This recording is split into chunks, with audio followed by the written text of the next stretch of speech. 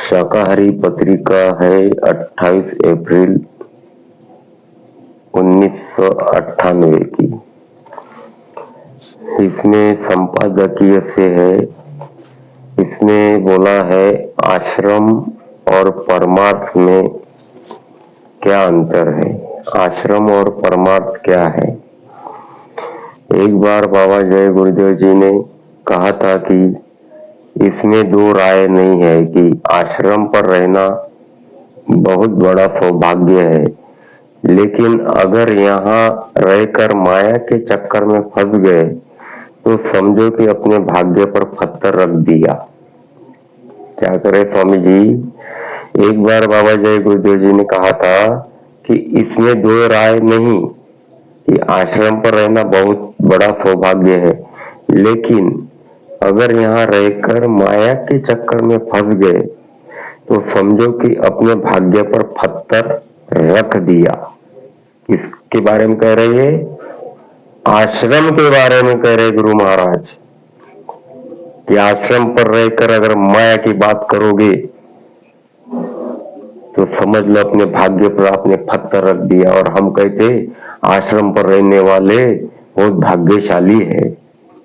अरे स्वामी जी महाराज ने कहा था, हे बच्चा, आश्रम पर रहने वाले महात्मा का खून चूसते हैं और दूर रहने वाले महात्मा का अमृत पीते हैं। जैसे गाय का बछड़ा होता है, जो दूर रहता है उसे दूध मिलता है और कील वहीं पर जहाँ से दूध निकलता है वहां पर कील रहती है। इसलिए मेरे प्यारे भाइयों बहनों, गुरु महाराज क्या कह रहे हैं। आश्रम पर रहकर अगर माया के चक्कर में फंस गए तो समझ लो अपने भाग्य पर पत्थर रख दिया।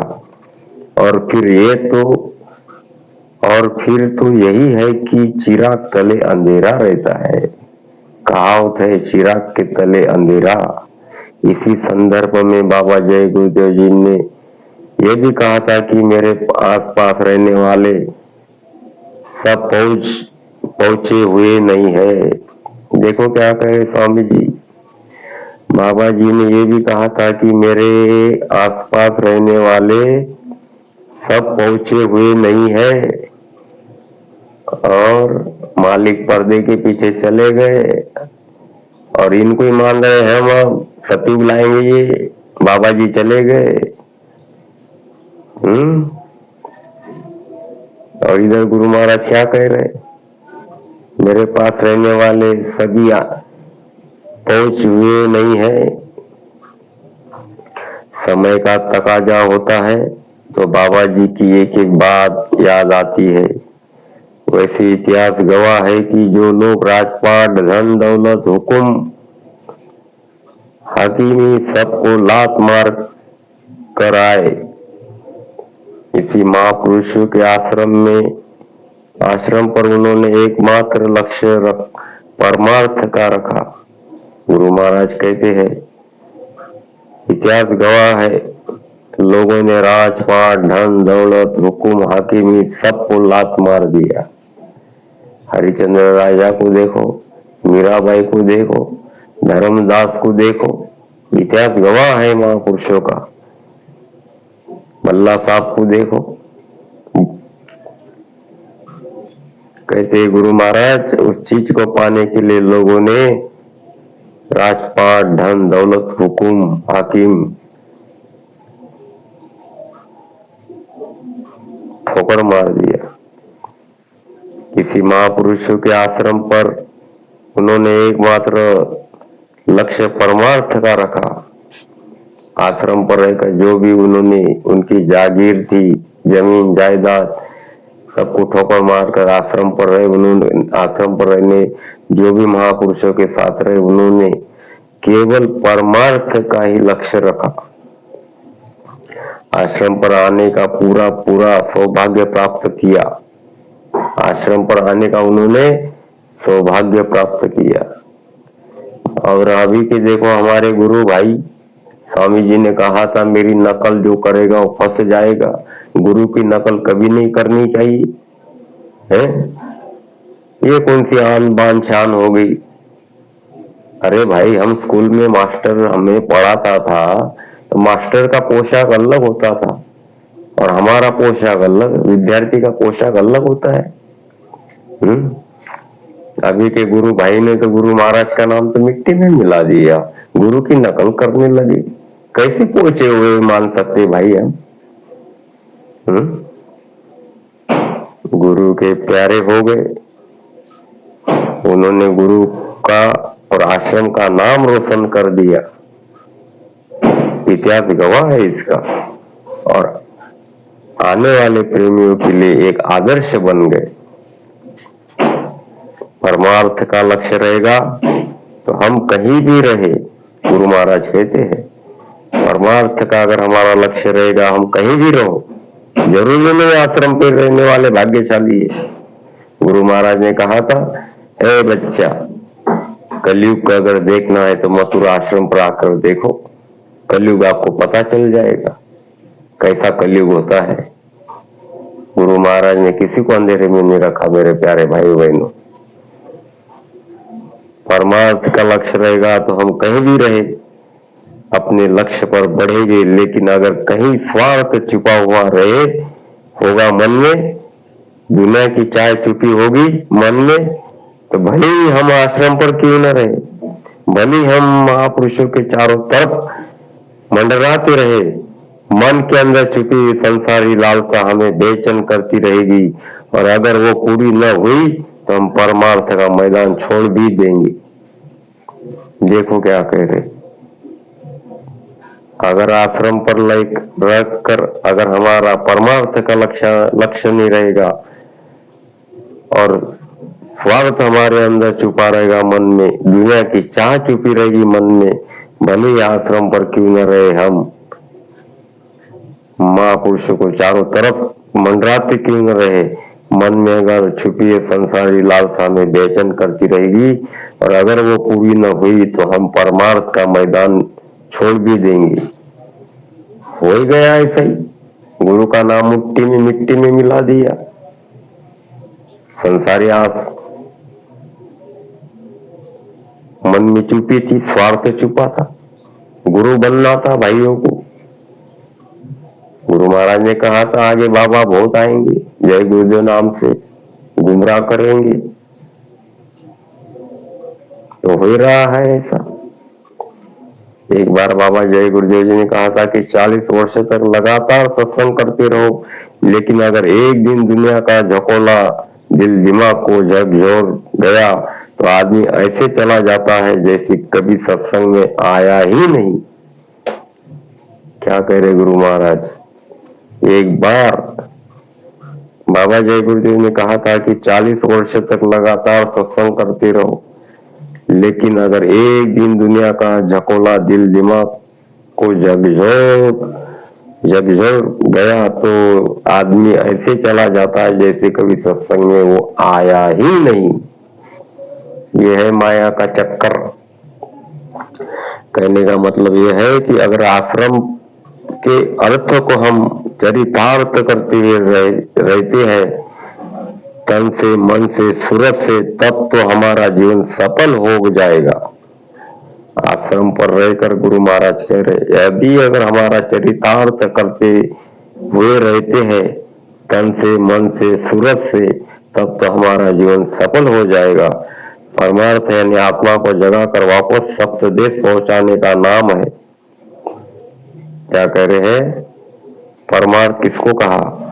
परमार्थ उसी को कहते हैं आत्मा को जगा कर वापस सप्तदेश पहुंचाने का नाम है।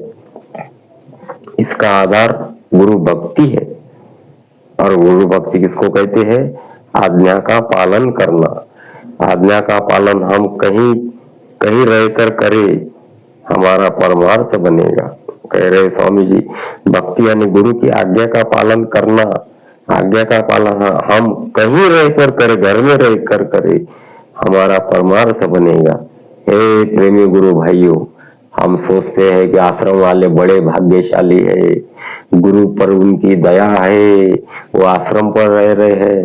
इधर स्वामी जी महाराज कह रहे हैं, बच्चों आश्रम छोड़कर चाहे तुम जंगल में रहो, चाहे कुटिया में रहो, चाहे महल में रहो चाहे गांव में रहो, अगर तुम गुरु के वचनों पर चलोगे, गुरु के आदेश का पालन करोगे, तो स्वामी जी कहते कुटिया में घास के झोपड़ी में रहने वाला अगर गुरु के आदेश पर चलता है तो वो परमार्थ का धनी है, उस पर गुरु की दया है।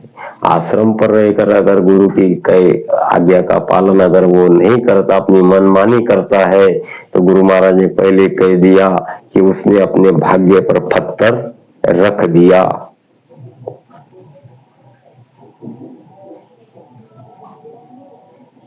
कह रहे गुरु महाराज, भक्तिया ने आदेश गुरु का आज्ञा का पालन करता, आज्ञा का पालन हम नहीं करे, यानी गुरु आज्ञा का पालन करना, आज्ञा का पालन हम नहीं कहीं रहकर करे, हमारा परमार्थ बनेगा। आज्ञा का पालन हम आश्रमों पर रहकर भी न करे तो भक्ति नहीं है। देखो वही बात आ रही, आश्रम पर रहकर अगर गुरु का आदेश का पालन अगर हम नहीं कर रहे तो हमारा कोई मतलब नहीं भक्ति का। स्वामी जी महाराज ने एक प्रेमी का उदाहरण दिया जिसके गुरु ने उससे पूछा कि रोटी कैसे खाते हो।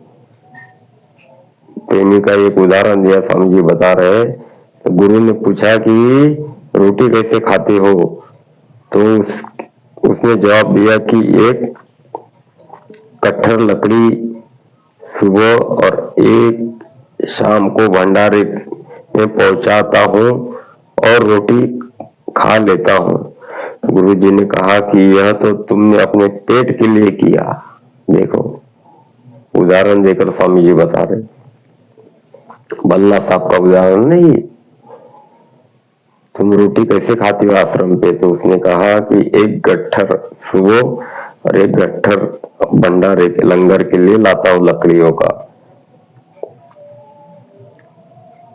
लकड़ी का सुबह और एक शाम को भंडारे के लिए पहुंचा देता हूँ और रोटी खा लेता हूँ। गुरुजी ने कहा यह तो तुम अपने पेट के लिए किया, भंडारे की सेवा के लिए एक गट्ठर सुबह और एक गट्ठर लकड़ी शाम को पहुंचाओगे तो वह संगत की सेवा होगी।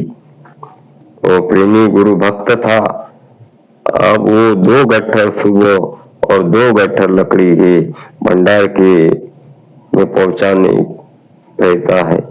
आश्रम पर रहना है तो भंडारे की रोटी खानी है तो तन से सेवा करना होगा और भजन करना होगा, नहीं तो भंडारे की रोटी 9 अंगुल दात, भजन करे सो उबरे नहीं तो फाड़े हाथ। प्रेमियों, आश्रम पर रहने वालों प्रेमियों, अगर तुम सेवा भजन नहीं करोगे तो गुरु महाराज कह रहे भंडारे की रोटी जो है 9 अंगुल दांत है, भजन करे तो उबरे नहीं तो फाड़े हाथ। जय गुरुदेव बाबा ने सभी बातों का हर तरह से उदाहरण देकर समझाया है और बार बार समझाते रहते हैं। अब हम उनके वचनों की कसौटी पर अपने को कसते रहे तो ठीक ठीक हम परमार्थ की ओर कदम बढ़ाते चलेंगे। इधर उधर अगर हम देखेंगे तो अपना लक्ष्य छूट जाएगा। जय गुरुदेव बाबा ने कहा कि जो भजन करने वाले हैं वो हर कहीं समय निकाल कर भजन कर लेते हैं, न करने वालों के लिए तो समय है ही नहीं। कोई जगह है वाला मिल जाता, कोई जगाने वाला जगह वाला मिल जाता है। इसलिए तो लोग तीर्थों में जाया करते थे, वहां साधु संत होते थे, उनका सत्संग सुनते थे और ज्ञान प्राप्त करते थे और अपनी आत्मा का कल्याण करेंगे। लेकिन कुछ नहीं, गए वापस चले गए।